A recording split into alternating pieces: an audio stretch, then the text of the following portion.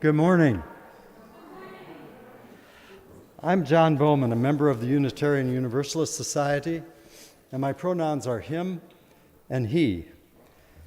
It's wonderful to be with you this morning. As we gather, we give thanks for this land and all who have stirred it over the centuries, particularly the nations who lived in interdependence with this land before colonization: the Kickapoo, the Iowa, the Sauk, the Meskwaki, and the Sioux nations. As people of many ages, genders, races, sexual orientation, classes, abilities, and health status, we know how important it is to come together as a radically welcoming spiritual community. Our covenantal faith expresses our core value of love through how we agree to be together, to support each other, and so it's good to affirm that we have faith and hope in this congregation, in each other, and in the ways we support each other and grow. And so, as we gather, we affirm that wherever any of us is on our life's journey, whether we come to worship with joy in our hearts, weighted with burdens, in need of rest, or searching for people to engage in the struggle with us, we are glad, and this community is glad, that we are here. If you are here in person, to help ensure a smooth stream for those watching on YouTube, please either turn off your phone, silence it, and turn off your Wi-Fi. And if you need to use an app or device to help you engage with this worship service, we hope you'll do so. As Unitarian Universalists, we believe that our conscience tells us we must believe. We are guided by the shared principles and sources of our living religious tradition. This morning, as we focus on giving and receiving, we will celebrate and explore how generosity can help support our growing community. This is from Leslie Takahashi, lead minister at the Mount Diablo Unitarian Universalist Church in Walnut Creek, California. To worship means to consider that which has worth.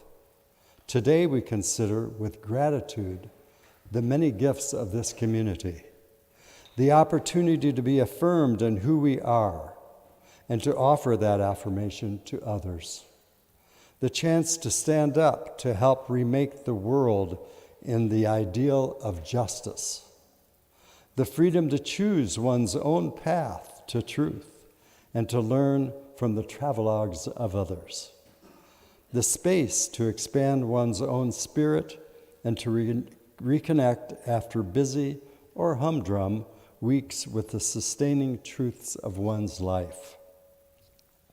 Regular reminders that we must see our world through the lens of love, and the aspiration to continue all life as precious, for all of it is made of stardust. How can it not be wondrous?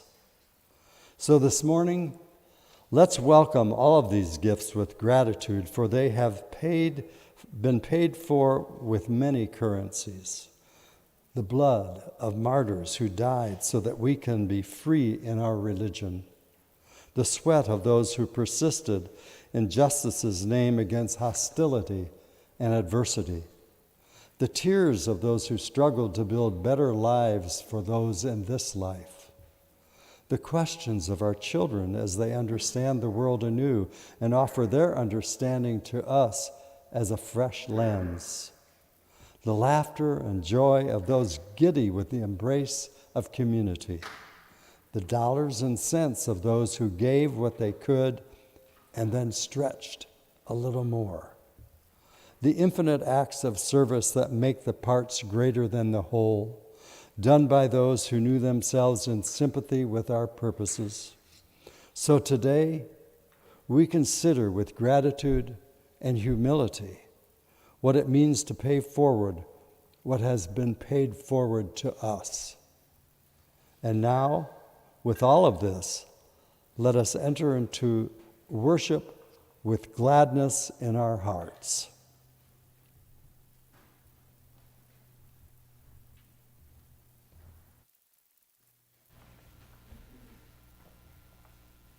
So with gladness in your hearts, I hope there is also gladness in your voices this morning. And we will be waking our senses to hymn number 298. And notice that there are 5 verses, 3 on the page and 2 on the opposing page. So stand as you are able and sing, "Wake Now My Senses."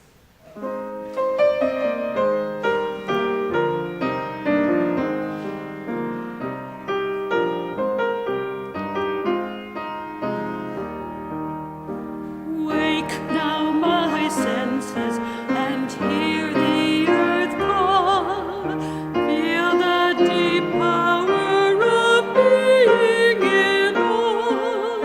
Keep with the web of creation your bow, giving, receiving, as love shows us how. Wake now, my reason, reach out to the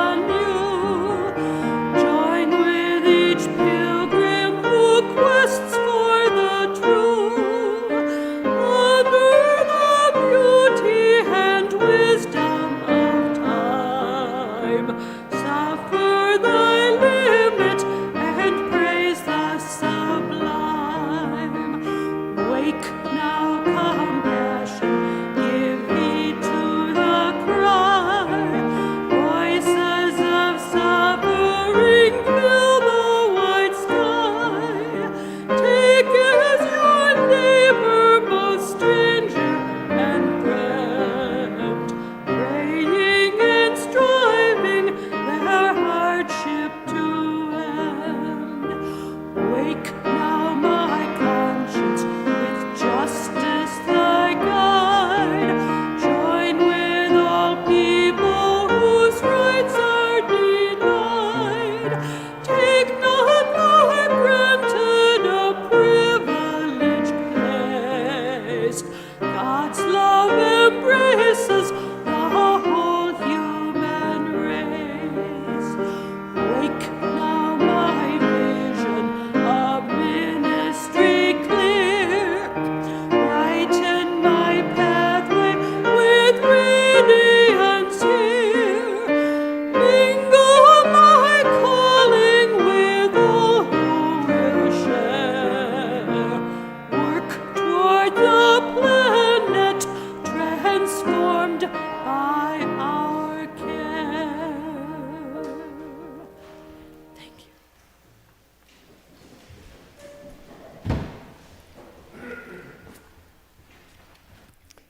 Good morning. I'm Jodi Linley, and my pronouns are she, her, and hers. I'm a longtime member of UUS, and I'm pleased to be part of service today. As Unitarian Universalists, we light a flame within a chalice as a symbol of sanctuary and safety, to unite us in our worship and to remind us of our ongoing search for the light of truth. Please join me in saying our chalice lighting words as my child Gray lights our chalice. Life is a gift for which we are grateful.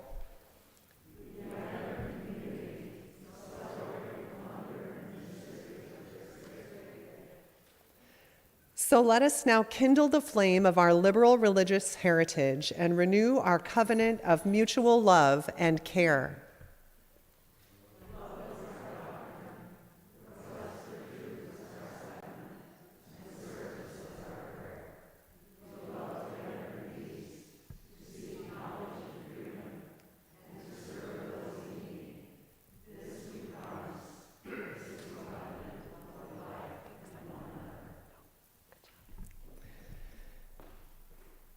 When we light our candle for justice and healing, we hold space for our understanding of interdependence, that our liberation is bound up with every other person's liberation, and our feelings of rage and heartbreak over ongoing oppression, racism, and climate chaos. We light this candle that we may not be numbed or lost to injustice and trauma, but rather find strength, courage, and love together to continue engaging with the struggles for liberation, justice, and healing.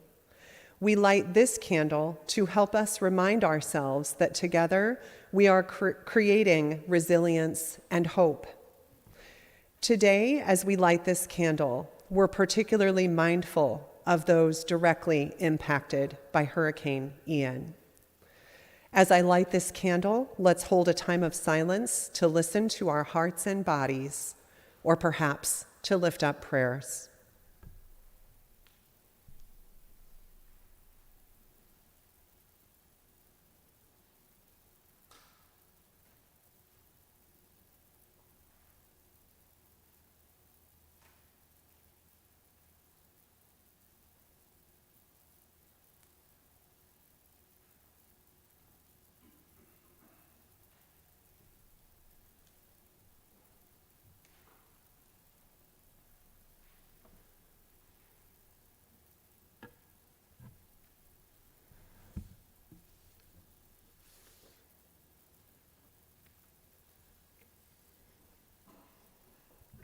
Blessed be.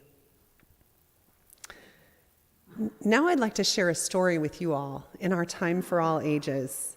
Excuse me. This story is called The Almond Tree. It's from Ancient Stories for Modern Times, 50 short wisdom tales for all ages, retold by Faye Morganson. Morganson cites being inspired by Honey and the Carob Tree, a Talmud tale, retold by Penina Shram, and Earth Care, World Folk Tales to Talk About by Margaret Reed MacDonald, which is specifically a Turkish tale in the same book. The Almond Tree.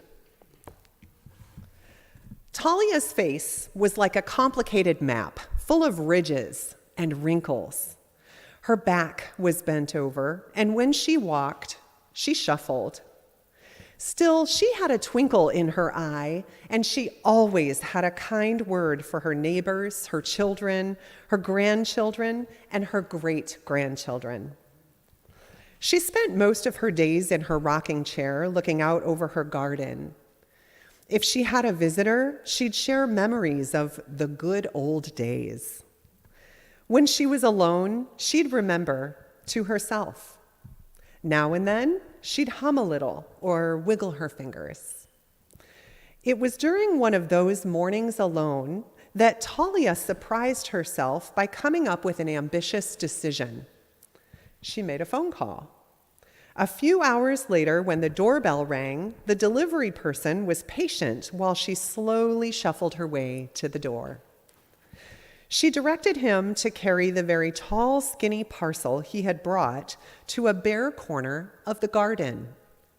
He kindly helped her find the garden spade and pull a lawn chair over. Then she paid him and waved him off. Slowly, very slowly, she dug a big hole in the ground. It was hard work. Now and then, she'd sit on the lawn chair to take a break. But she got back up several times until eventually the hole was just the right size. Slowly, very slowly, she shuffled and rotated the bottom of the tall, skinny parcel into the hole. Kerplunk. She sat back down to inspect it and was satisfied. Slowly, very slowly, she began to push the dirt back into the hole all around the bottom of the parcel. That, too, was hard work. Over and again, when she got tired, she sat down on the lawn chair to take a break. Then she got back up, and finally, she was finished.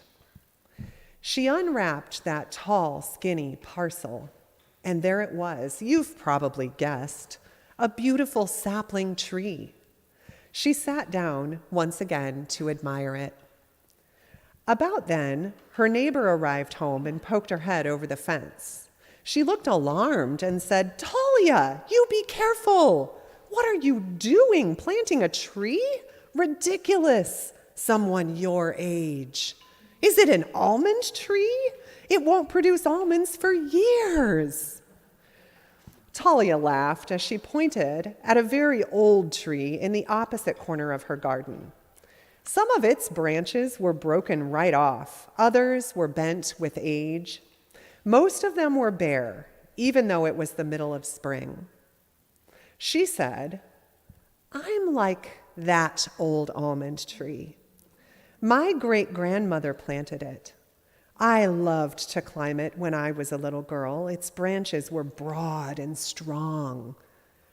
I felt safe there. Then, when I was a young woman, I picked some of its delicious pink blossom and decorated my hair with them. I think that's how my husband came to notice me." The neighbor began to smile. As usual, there was no stopping Talia or her story.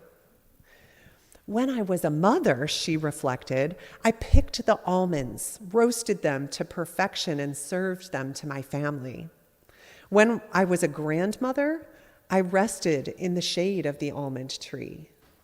Now, I am a great-grandmother." Talia was looking very dreamy as she continued. "I have lots of time on my hands. I sit and remember as I look out my window. Mostly, I am happy with my life. But a little while ago, as I sat looking into my garden, I realized that I had never planted a tree. Never. It just didn't seem right. I have great-grandchildren." "Great-grandchildren?" asked the neighbor. Talia exclaimed, "Yes, they need an almond tree." "Of course," laughed the neighbor, as she pledged to herself to do something for her great-grandchildren too, even though she didn't have any yet. "I wonder what that will be like. Perhaps she will plant a tree. What do you think?" And as for Talia, after planting the tree, she returned to her rocking chair to look out her window and smile.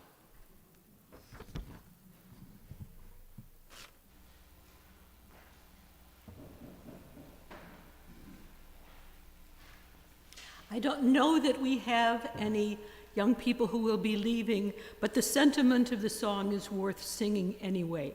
So let's sing "Be Open for Something Wonderful to Happen" at least one time.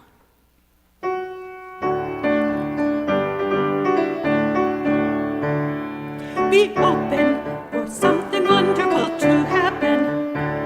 Be open to the possibility. Be open for something wonderful to happen. Be open to the possibility. Aye, aye, aye, aye, aye, aye,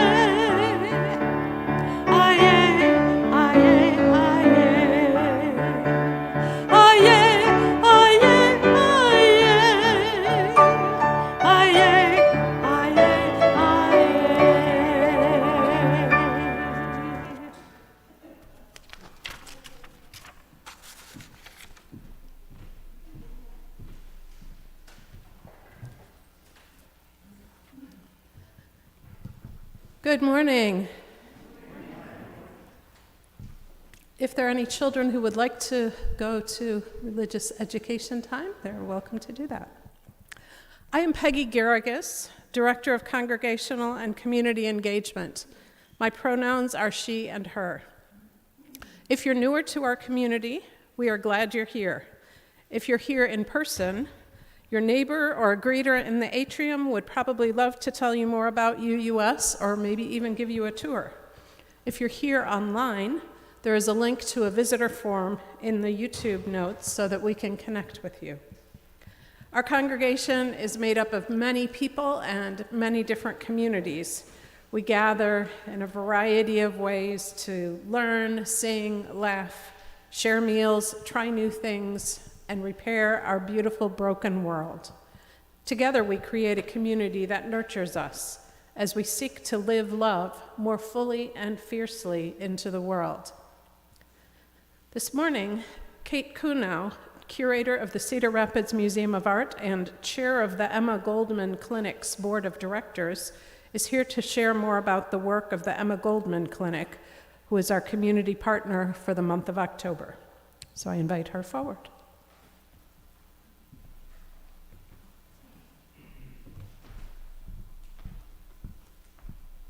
Thank you so much for having me this morning. I am thrilled to be here to represent the Emma Goldman Clinic. As I'm sure most of you know, when the Dobbs decision was handed down, things became very wild at EGC, as if the last couple of years of Trump's presidency hadn't been wild enough. The Emma Goldman Clinic has been in the Iowa City, eastern Iowa area since 1973, when Roe v. Wade was codified. And so we're celebrating our 50th anniversary in 2023. As of right now, abortion is still legal in the state of Iowa. There have been a number of different mandates handed down that make the work that the Emma Goldman Clinic staff does much more challenging. There's a 24-hour waiting period that the staff now has to negotiate to help clients who come from a wide range of states. Not surprisingly, our geographical range has expanded as laws have become more and more constricted. And of course, these constricted laws tend to hurt people of color and people living in poverty much more than others. So I just wanted to thank you for supporting Emma's work, which is so fundamental not only to our local community, but to the larger United States as well. Pregnant people deserve to have their bodily autonomy supported, and I very much thank you for supporting Emma's work in allowing them to do that. Thank you.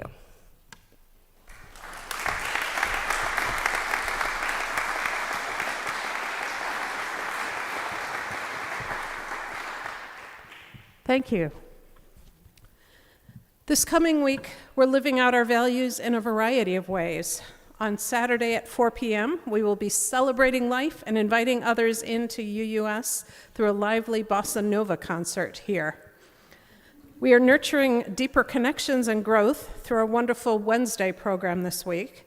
It offers a chance to share a mostly potluck meal at 6 p.m. and to gather for a variety of activities after dinner at 7.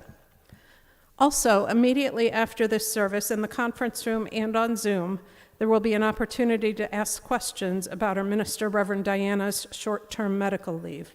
She will be resting and recovering from long COVID for a period of several weeks to possibly as long as 3 months. The Zoom link will be posted in the YouTube chat and also appeared in the email about today's service. If you'd like to know more about these and other programs, we hope you'll sign up for our weekly email or look for our Connect Beyond Sunday guide.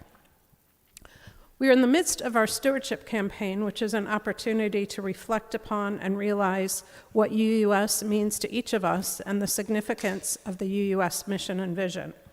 We are alive and well within these walls as well as a presence beyond these walls. Please consider what you might offer to promote the mission and vision of this vibrant community. Would you like to be a part of promoting our shared ministry? We are looking for new members to join the mission and vision team of our congregation.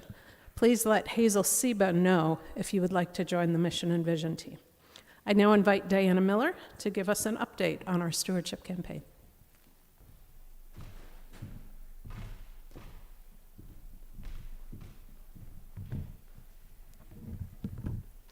Good morning. I'm Diana Miller, and I have the good fortune to serve on the stewardship campaign.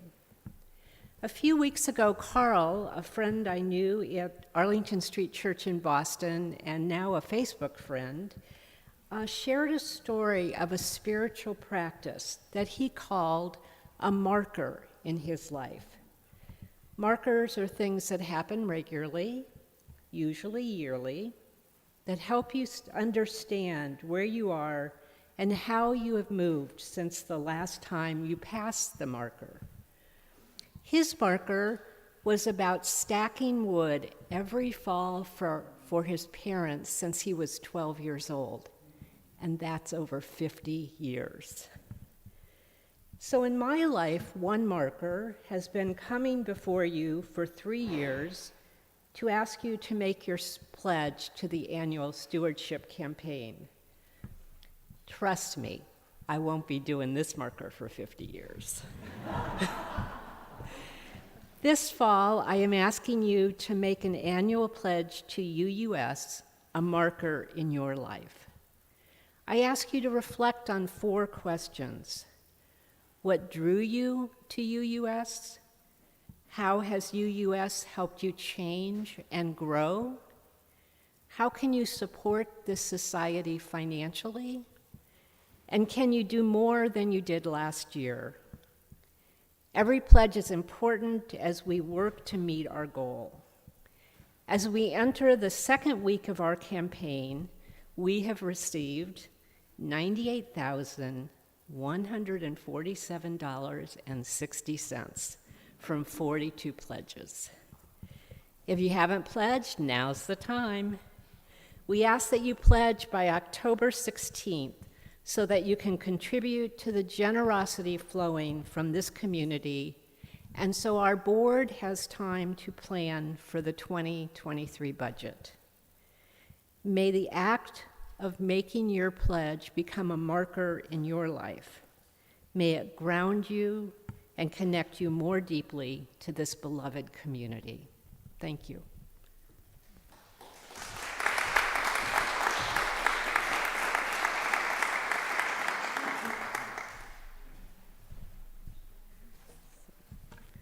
Good morning, UU members and friends. My name is Hilary Strayer, and my pronouns are she and her. So being a member of the UUS community has enriched my life in many, many ways, and the relationships, the shared values and concerns, the opportunity to work together and exchange care have been very meaningful for me. And here's a few quick examples in chronological order. To begin, I had the great good fortune of attending the religious education program at UUS, not here, but at Gilbert Street, as a preschooler, and that would be in 1961 or so. My younger brother Scott and I continued all the way through grade school and junior high and high school. And about those early years, our RE teachers and parents had grown up in the 30s and 40s, and so far as I know, none of them had been raised as Unitarians or Universalists, but they were progressive thinkers who were fiercely determined that their kids, for us, Sunday school would be different. So like many UU congregations at the time, UUS had a strong secular humanist orientation. So instead of Bible verses and lessons about sin and salvation and heaven and hell, we got a strong emphasis on morals, ethics, values, and critical thinking. And it was great. Now that isn't all we did. In fact, we did a lot more. But I think those parents and teachers really, I know they believed that teaching us those things would make the biggest difference for the kids and for the rest of the world as well. And I admire them for having that insight, and I am grateful to them for doing all they did to provide those programs. So continuing with my theme of revolutionizing Sunday school curriculum, my junior high school group was the very first to participate in the brand new UUA sex education program about your sexuality. This was in 1971 or 72. That was fascinating. I encourage each of you to look it up on the internet. It's about your sexuality, so you can see exactly how comprehensive it was. Now, one quick thing from high school youth group, we put on a musical, Joseph and the Amazing Technicolor Dreamcoat, and it was a wonderful experience and so much fun. So fast forward to 1993, our UUS minister, Michelle Tanazi, provided a beautiful wedding ceremony for Peter Nothnagel and me and a small group of our family and friends, and I'm sorry Peter's out of town today. But we have very much enjoyed participating in the UU Secular Humanist group together for many years. I have just a couple more minutes, so now I'm jumping ahead to the last 10 years. I want to finish by talking about the extraordinary community of care that is constantly being created here. I had the privilege of experiencing this on the receiving end with my parents, Gordon and Faye, as they entered the final years of their lives.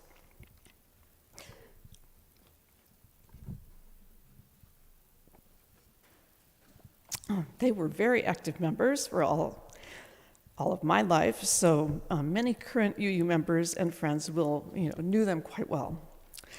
So some older adults wisely simplify their lives a little more each year.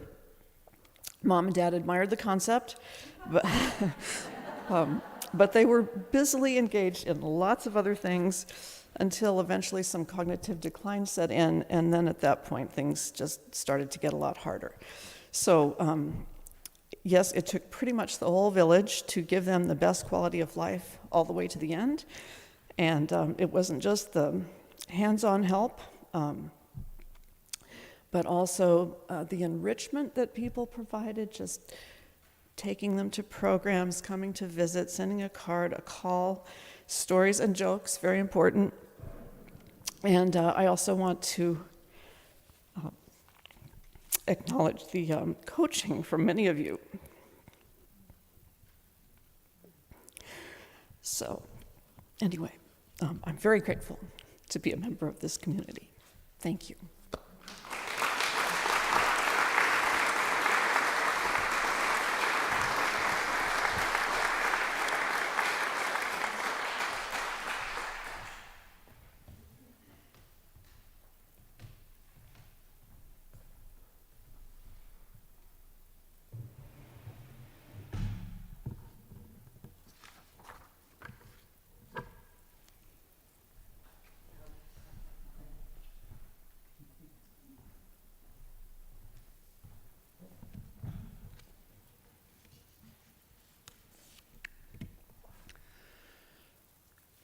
As we enter into our time of meditation, contemplation, and prayer, we acknowledge the joys and sorrows of our congregation. We do this by dropping stones into a bowl of water, symbolically immersing our personal joys and sorrows into the flow of all life's joys and sorrows. The water surrounds and holds the stone just as we are surrounded and held by the love and support of this congregation. As you came in, you may have picked up a stone and you might be holding it now. If you didn't pick up a stone as you came in, there are stones for you next to the bowl of water in front of me. At the end, I will place one last stone in the water for those joys and sorrows that remain in our hearts. If you're participating in our service elsewhere, you may wish to meditatively hold a stone, wash your hands, or meditate on an object near you. And now, if you're in the sanctuary, please come forward and place your stone in the water as we sing Meditation on Breathing, There is Love.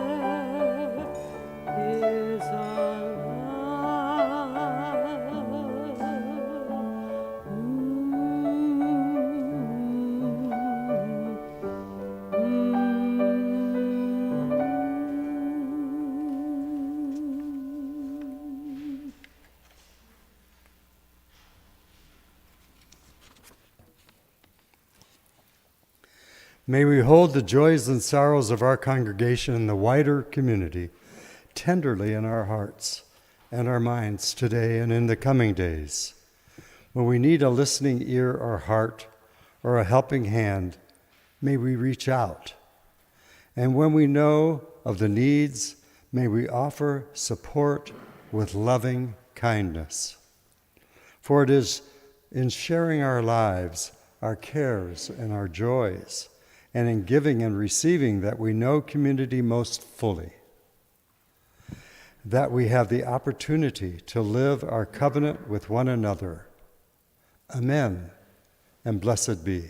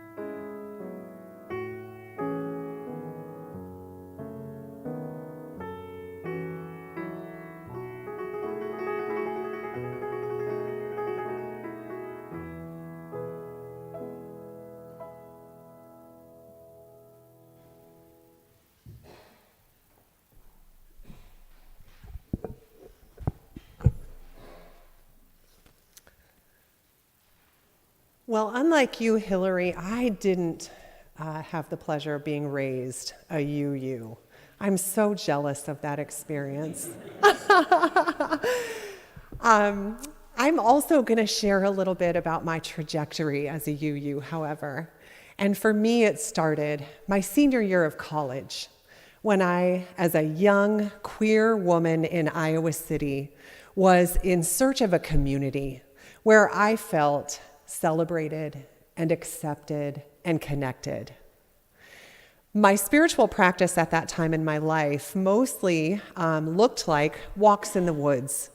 It was a contemplative practice that was often solo and spent in reflection, and that's still a really important part of my spirituality.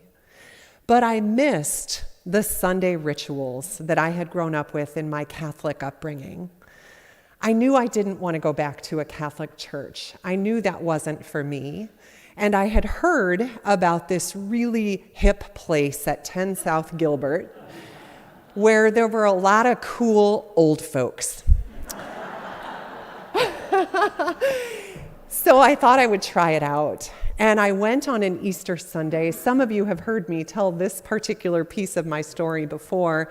I was so shocked at the difference that I experienced, not hearing messages like, "He is risen," but rather, "The flowers are rising." It was so amazing. I knew I had found my people. That was 1998.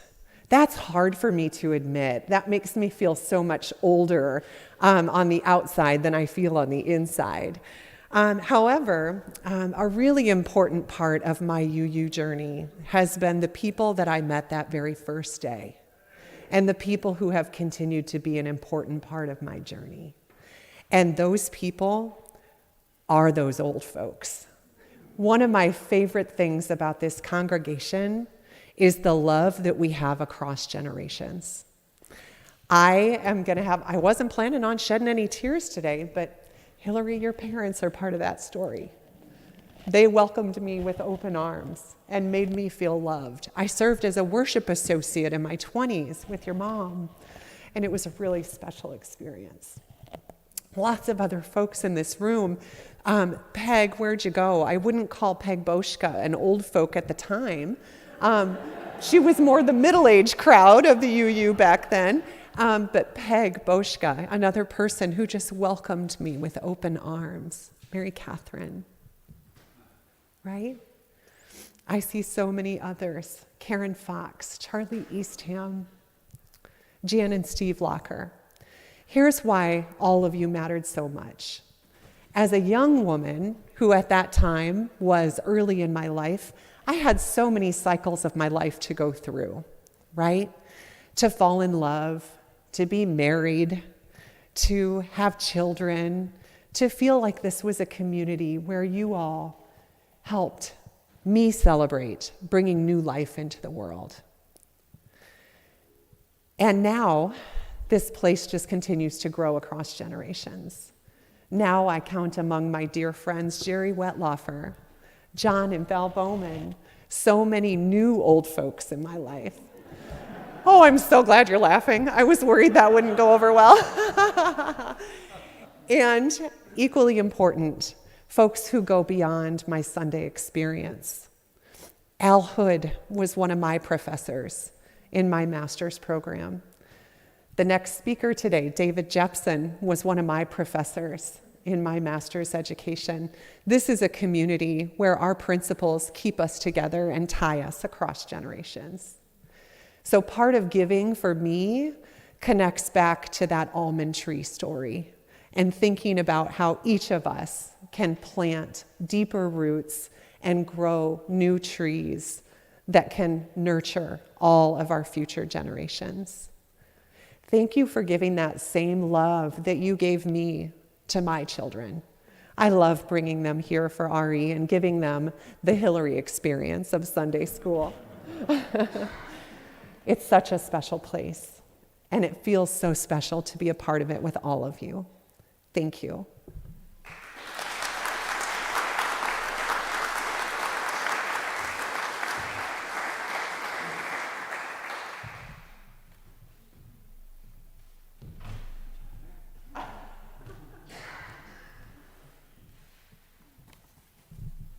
That's a tough act to follow, isn't it?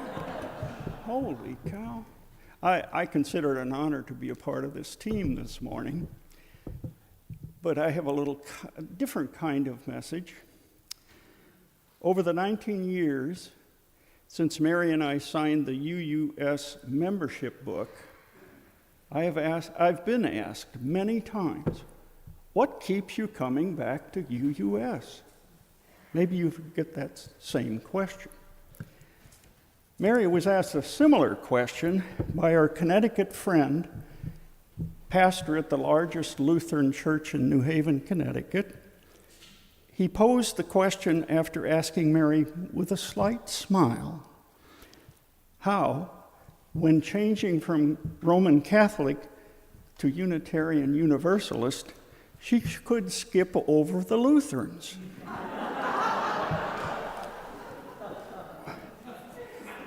When asked what keeps me coming back to UUS, I don't think very hard or very long to find an answer. The response is always the same. It's the people. Recently, I've expanded that response to say, it's the people, it's the people, it's the people. Let me try to explain. I have in mind 3 sets of people. I'll refer to them as people 1, people 2, people 3. Isn't that novel? Yes. People 1 are you folks and our peers. People 1 are those who gather for worship services, monthly for our covenant groups. There are people we meet at UUS social gatherings, such as summer picnics or winter dinners. Well, you get the idea. People 1 know me, and I know them. They stand ready to celebrate my joys and sympathize with my sorrows. We laugh, we cry, we touch, we embrace. You and me, we are people 1, and the major reason I keep coming back each Sunday. People 2 are persons in our greater Iowa City Coralville community. They are literally our neighbors. By people 2, I'm only referring to a particular group of neighbors, however, specifically those people whose basic needs are not being met. They do not have food, shelter, clothing, and or basic health care. People 2, our neighbors, need help. Now, some people 2, but certainly not all, are having their basic needs served by people 1. People 1 prepare and serve food at free lunch, or stock shelves and stuff grocery bags at the food bank, or simply bring jars of peanut butter and jelly to a Sunday service. People 1 indirectly provide housing for people through the support of Shelter House, such as sorting books for the annual book sale, or dropping a check in the offering each Sunday last month. People 1 fill boxes and bins with socks, coats, and other clothing, which is then distributed by various agencies that serve people 2. People 1 indirectly provide basic health care to people 2 through supporting free medical clinic, free dental clinic, and the Emma Goldman Clinic. People 2 need, sometimes desperately, I'm told, these gifts from people 1. Now, people 3 are those people in our community and beyond who suffer unjustly, or to put it bluntly, are getting screwed by social customs and norms, and sometimes by the legal system. Many people 3 are members of racial or ethnic minorities or people with disabilities. Some are victims of injustice,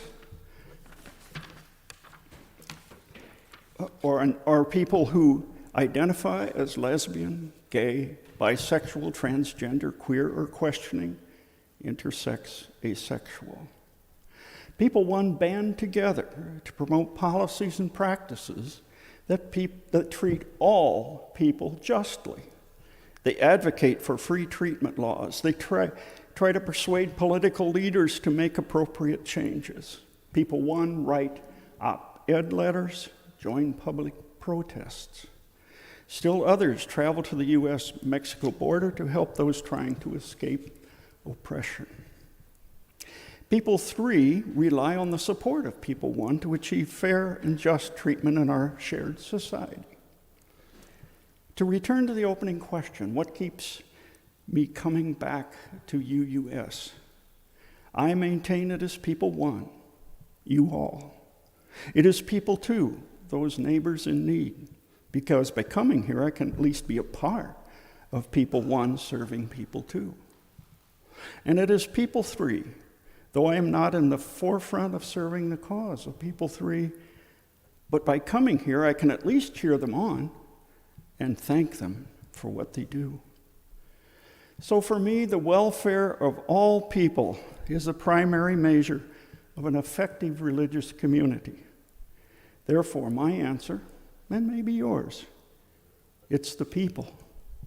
It's the people. It's the people.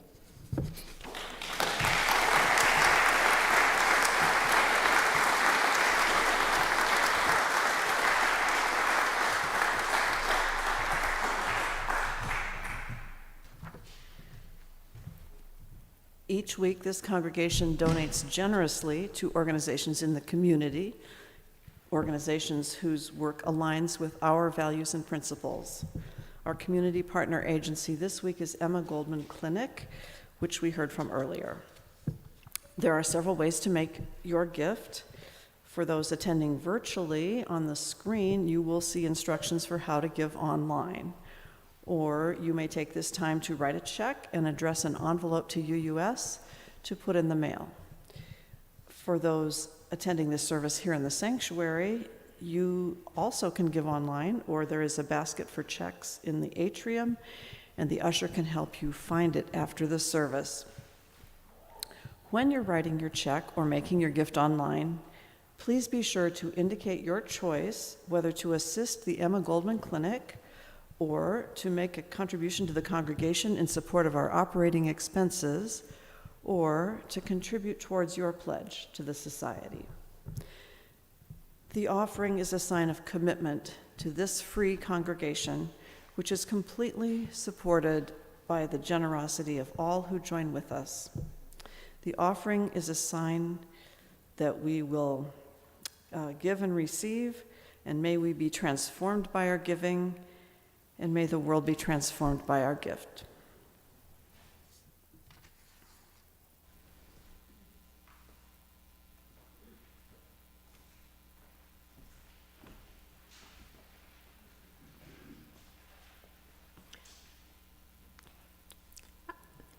I feel like I need to say something. Emma Goldman Clinic. In December, UUS is going to be having a concert of local musicians organized by the lovely lady over there. Alex Heatland and I are writing a piece in response to the reversal of Roe v. Wade, which we expect to present in December. I'm looking forward to that very much. But today, for our offering, I'm bringing you Avinu Malkeinu. You may have noticed that at the end of the service last Sunday, our community minister said, Shana Tova. And I said Shana Tova back to her as well, which means Happy New Year. Because the Jewish New Year started last Sunday, it ends this Wednesday. And in the theme of our service, it's kind of nice to have multiple New Years. If you have given of yourself during a year, then you get a new year. And if you haven't, you have 10 days to get things straight with your Creator so you can have a new year, a good new year.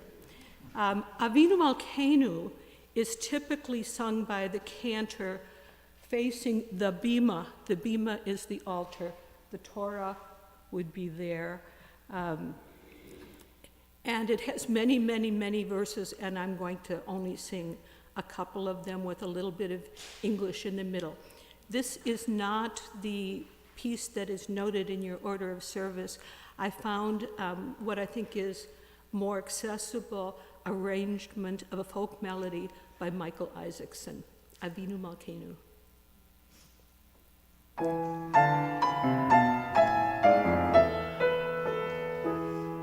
Avinu Malkeinu, Kaneinu V'Haneinu, Avinu Malkeinu, Kaneinu V'Haneinu, Ein Anu Masim, Asimonu, Tzedakah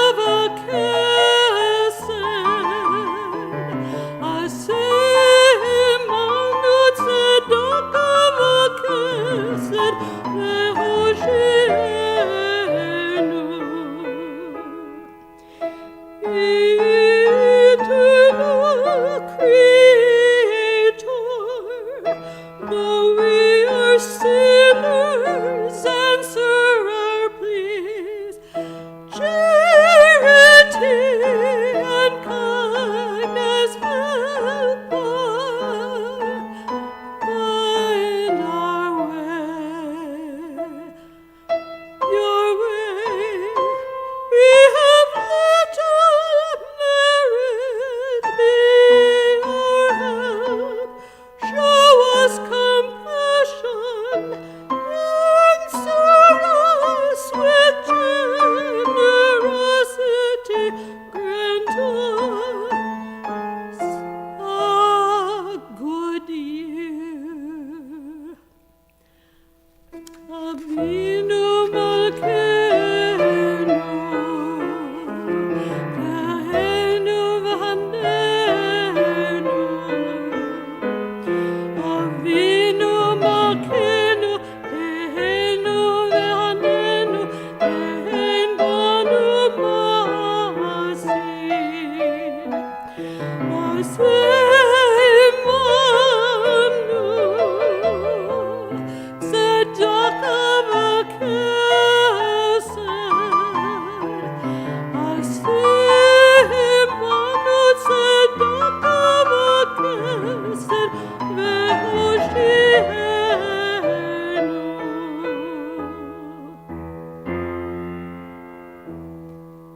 Eternal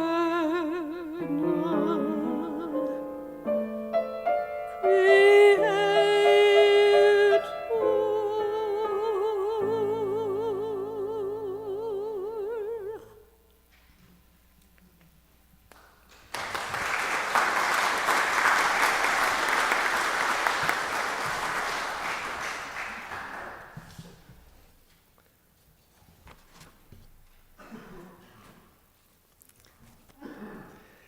Nurturing gratitude and how we understand and express interdependence is part of how we live into our Unitarian Universalist faith.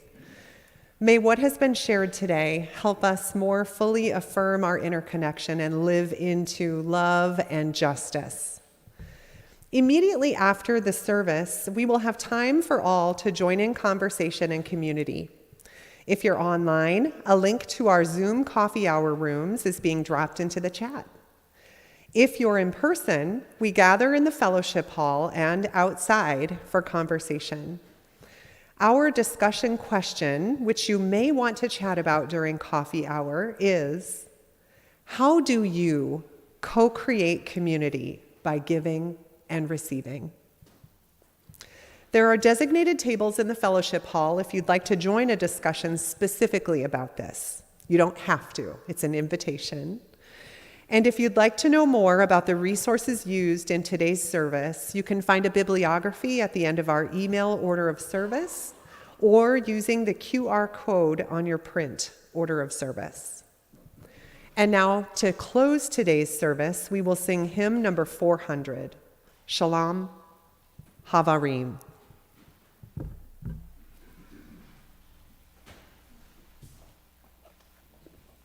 Number 400 in the great hymnal is Shalom Havarim. It's written as around, and we do have 3 sections here. And in your very best Hebrew, the text is Shalom Havarim, Shalom Havarim, Shalom Shalom. Not too hard. Lahit Raot, Shalom Shalom. There's no translation written here. And Emma Barnum is Jewish, our administrator, and she tells me the translation is, goodbye, my friends, goodbye, goodbye, till we meet again, 2 times through. So let's sing it together once, and then this group will be 1, 2, 3, and I'll try and help you get started. But I don't know that you just have words up there. So we'll say goodbye for a while here. 1 time through. We'll listen.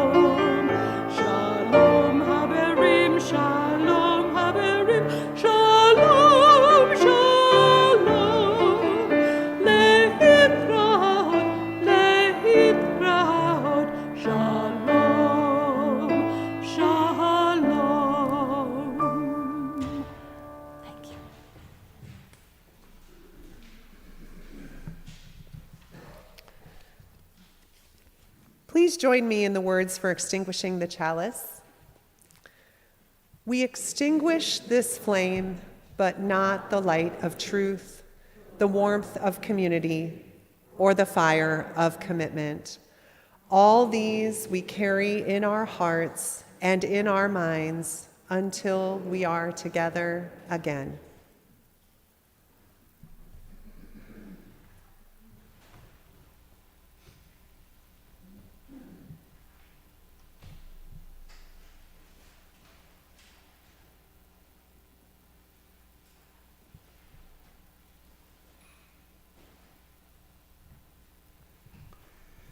These words are by Stephen J. Crump.